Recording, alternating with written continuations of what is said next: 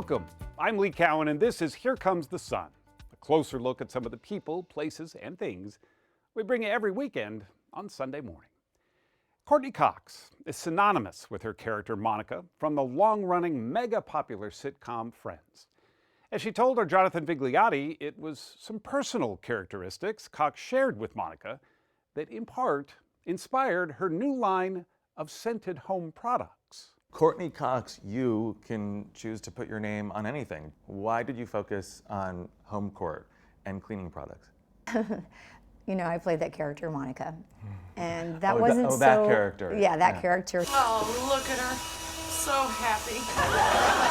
Oh yeah, that character, Monica Geller. If only there were a smaller one to clean this one. An at times neurotic, always lovable New Yorker. It just got interesting. So That she was person. a neat person, and guess who else is? Me. Later in the show, Courtney Cox on creating scents for her Homecourt collection. Did you create every scent yourself? How involved were you with picking the scents that are featured? We have 6 scents. That's hard to say. You say that. 6 scents. We have CC is my personal scent. Is what the perfume and the oils that I put together and mixed and made into a scent. Based on what you wear Based yourself? on what I wear. So what does yeah. Courtney Cox smell like? Great. Then you don't really need a time machine to witness the construction of a medieval castle. Seth Doane takes us to central France, where for nearly 30 years, workers have been crafting this castle using building methods only available in the 13th century. Ben Wallace was restoring old buildings when he visited this castle called Guédelon as a tourist and applied for a job. How is it to have been a stonemason as a career and then to discover this place exists? Bit of a dream, really. The possibility to work as they did back in medieval times, to take the time as well to do things properly. They are taking time. This project started 27 years ago and is still expanding into a medieval village. That's all coming up right here on Here Comes the Sun. Courtney Cox wears many hats: actor, producer, director, and entrepreneur. Jonathan Vigliotti sat down with her to discuss her business enterprise, as well as family. In this case, the close bonds that she formed with her Friends co-stars. Yeah, that's pretty. Dressed in black, on the white sands of Miami Beach, Courtney Cox strikes a pose during her photo shoot.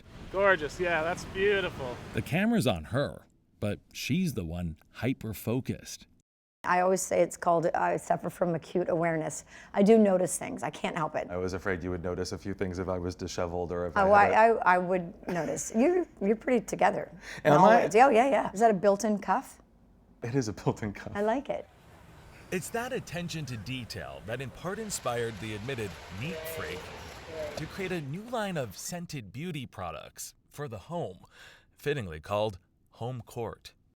It is a combination of everything from surface spray to clean your surfaces, your countertops, your whatever. It is hand soap, hand cream, dish soap, room deodorizer. Courtney Cox, you can choose to put your name on anything. Why did you focus on Homecourt and cleaning products?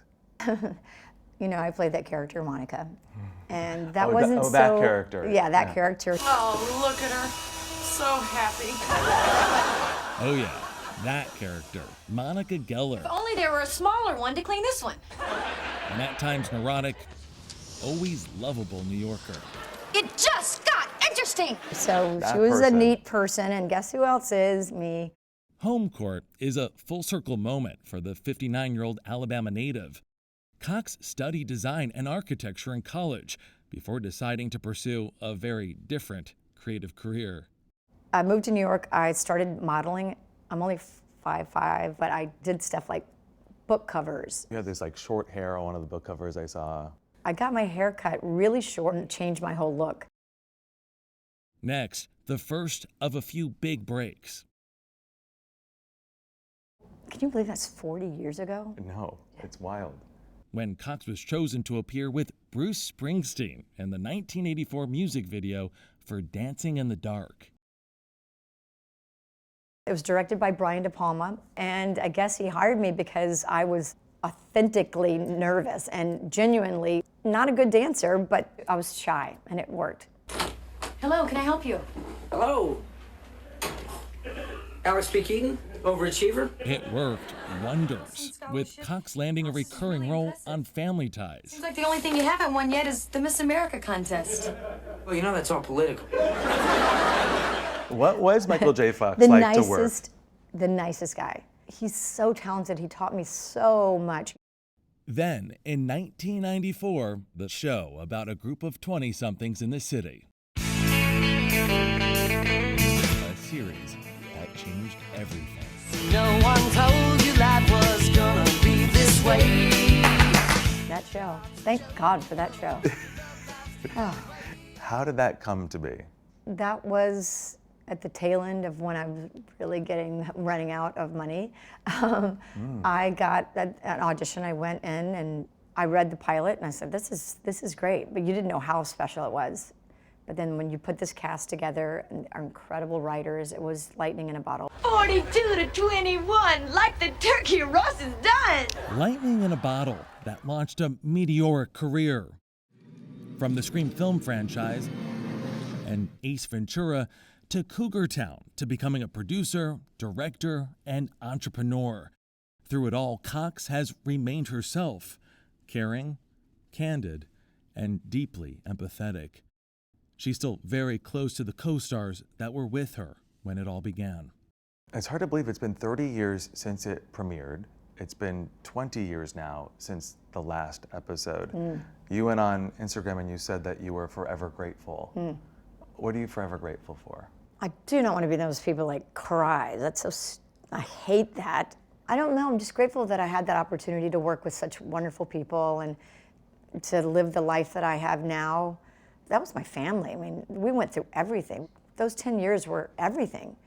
And just made that they're my family. How did you get to be so cute? Well, my grandfather was Swedish, and my grandmother was actually a tiny little bunny. You've reflected on Instagram about Matthew Perry, a member of your family. Matthew Perry, who played Chandler Bing, died at 54. What stands out most in your life? What kind of impact did he have? I think he's probably one of the funniest human beings in the world. He's just so funny. He is genuinely a huge heart, obviously struggled. I'm so thankful I got to work so closely with him for so many years. He visits me a lot, if we believe in that. I know you're a spiritual person, which makes that statement very interesting. So you still feel his presence? Oh yeah, I talk to my mom, my dad, Matthew. I feel like there are a lot of people that I think that guide us. I do sense, I sense Matthew's around for sure. Friends are always close by. Jennifer Aniston and Lisa Kudrow were with Cox when she was honored with a star on the Hollywood Walk of Fame. And jokingly, Cox couldn't resist giving it a little polish. And it's that shine that she hopes to share with Homecourt. We don't think of our home as an extension of us, but it is. How much time do we spend at home? So why skimp on the things that are so important? And I just think people should treat their home the way they treat themselves. This is the one I told you is like a real rose. You could smell it in the room. I can tell, yeah. Can you smell how much it smells like a rose? Smells like an English rose, yeah. Yeah. Smells really like smelling a rose. It really does. Yeah. I'm not paid for this, so. Whether I'm working or not working, it's another creative outlet. I care about every detail, so it's a passion. Up next, an exclusive excerpt from Jonathan Vigliotti's chat with Courtney Cox, something you can only see right here on Here Comes the Sun. Stay with us. And we've only been open for 2 years, and it's killing it. So it'll be around. As promised, here's more from our interview with Courtney Cox. What inspired this? It began through COVID. What was the beginning point for this? Why did you decide? Well, I originally wanted to do a candle line, and then during this lockdown period, I realized there was a completely open space of cleaning products that worked, that looked beautiful on your counter, and that smelled like something that you would want to put on your body. I looked over and I saw this bottle. It was a bottle of olive oil, and it was square. I thought, that's a cool shape. I don't think I've ever seen anybody do cleaning products or things you could leave on your counter that fits so nicely together. What if you did something that you didn't have to put under the counter?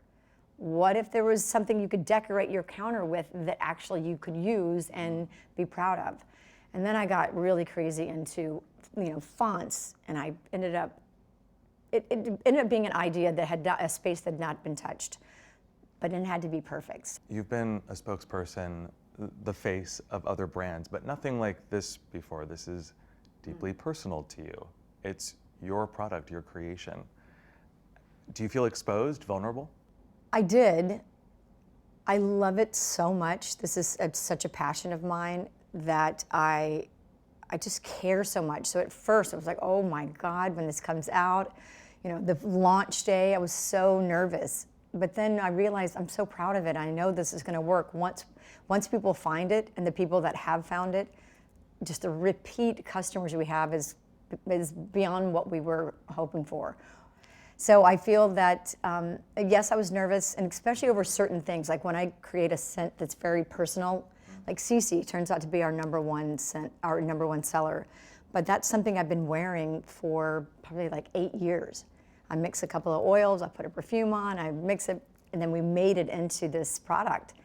And I was nervous that wasn't gonna, you want your own, very personal things to work the best, and it happened to be that way. Did you create every scent yourself? How involved were you with picking the scents that are featured? We have 6 scents. That's hard to say. You say that. 6 scents. We have CC is my personal scent, is what the perfume and the oils that I put together and mixed and made into a scent. Based on what you wear yourself? Based on what I wear. So what does Courtney Cox smell like? Great. Really good. It's like cardamom. Cinnamon, it's very smoky. It's unique, it's layered. I think it's really sexy. I love the smell of roses, but when people say stop and smell the roses, you actually could just buy Homecourt because it smells just like a rose. I don't like powdery things. I don't like when I go to an elevator and you smell people and you're like, oh, I'm gonna smell like this all day. Or you hug somebody and their stuff gets on you. I like clean. I do like sexy scents. I like layered and rich things. Your mother passed away a few weeks before you officially launched Homecourt. Does she inspire this mission? Yeah, my mother had really good taste. I didn't realize that until I got older and I'd go home and go, wow, who did your bookshelves? They look great. You don't grow up thinking about, bookshelves are really hard to do, by the way. But my mom was really good with design, and so yeah, she was a very classy lady. What do you see as the future of the brand? What is the perfect outcome? The perfect outcome, it's such a great creative outlet for me. There's so many things that we can do. It's endless. The places we can go, there's so much space for new products, new scents. It's my baby. I just love working on it in every way. So it'll continue to grow. It already has. Every year it's doubled. And we've only been open for 2 years, and it's killing it. So it'll be around. What was it about Friends? What is it about Friends that did and still does resonate with so many people? Well, that's why I think it is so lucky that it does. I think this being that it's about 6 people who live together, you can identify with, everyone can identify with one of us. Our writers are the creators of the show and the writers that we had are so incredible. They're so smart. I think we dealt with real subjects that are happening in life now. It doesn't matter that we're carrying cell phones that are this big or our computers we couldn't carry. The topics, the jokes, I think they're timeless. I don't turn it on. It happens to be, luckily, on all the time. And I sit there and go, I don't remember this at all, but God, that's funny. It just was a special time with special people and special, the people who created it are just really amazing. Up next, all this hassle for a castle. Welcome back. For nearly 30 years, a medieval castle has been taking shape in the French countryside. Everything from splitting stones to creating the paint for the walls, it's all done the old-fashioned way, meaning no machines, no electricity. Seth Doane takes us back in time. In the forests of Burgundy in central France stands a medieval castle. It's partially built, not because it's in ruins, but because it's still under construction. It looks and sounds like the year 1255. The challenge here is to build as they would have in that era. Long before electricity, using tools fashioned by blacksmiths and laying stones by hand. It's a mixture of sand and lime and water. So this is like our glue that we use to stick all of our stones together. And this will last for... And this will last thousands and thousands and thousands of years, no problem. This is what the Romans and the Greeks used. Ben Wallace was restoring old buildings when he visited this castle called Guédelon as a tourist and applied for a job. How is it to have been a stonemason as a career and then to discover this place exists? Bit of a dream, really. The possibility to work as they did back in medieval times, to take the time as well to do things properly. They are taking time. This project started 27 years ago and is still expanding into a medieval village. Why build a castle? I was staying a little modest. I don't speak about cathedral. A cathedral would have been even more complicated. A little more. Co-founder Marlon Martin worked with the unemployed and liked the idea of creating jobs in rural France. Today, the project is sustained through ticket sales to 300,000 visitors a year.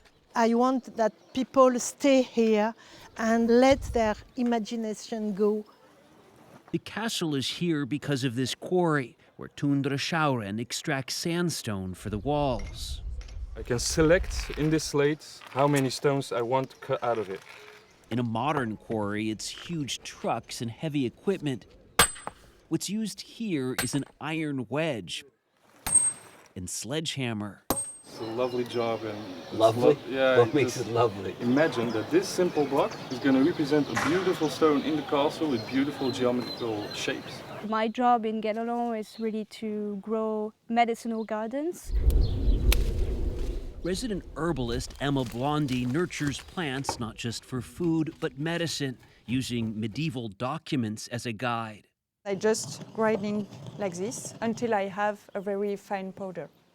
Paint recipes from the Middle Ages have been unearthed too.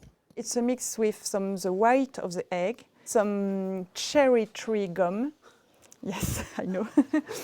Claire Pio's palette for wall designs comes from what's found on castle grounds. So we have some different stones, clays, charcoal, ochres.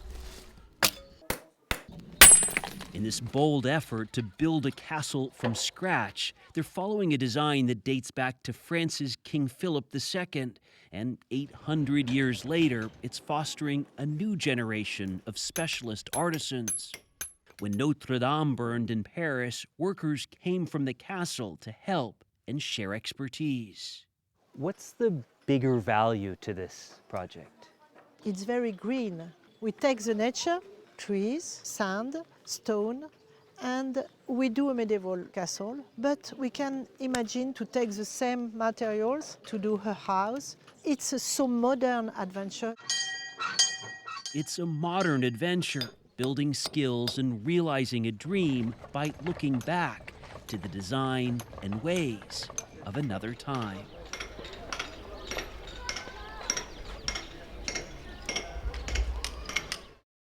I'm Lee Cowan. Thanks for joining us. We'll see you right here next time on Here Comes the Sun.